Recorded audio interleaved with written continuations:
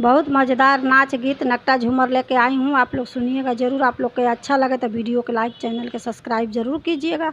आप लोग के दिल से धन्यवाद। सासु अपन पूत मजबूत करह सोई बेगवनावा। सासु अपन पूत मजबूत करह सोई बेगवनावा। जाई कहा वही बारे ससुर से, जाई कहा वही बारे ससुर से। अच्छे अच्छे कोठवा उठावल करिए हो सोई बेगवनावा। सासु अपन पूत मजबूत करह सोई बेगवनावा। सासु अपन पूत मजबूत करह सोई बेगवनावा।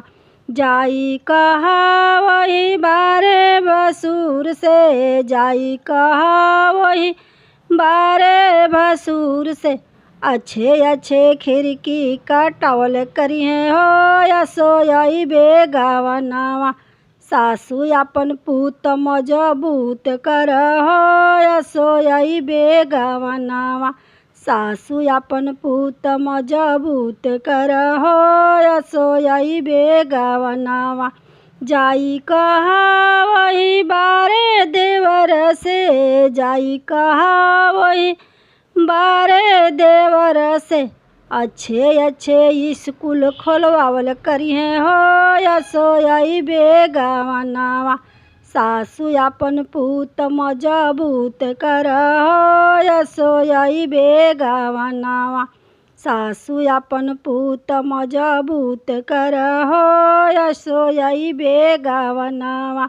जाई कहा वही बारे सैया से, जाई कहा वही बारे सैया से।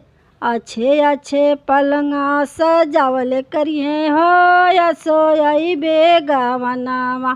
सासु अपन पूत मजबूत करह सोई बेगवनावा। सासु अपन पूत मजबूत करह सोई बेगवनावा।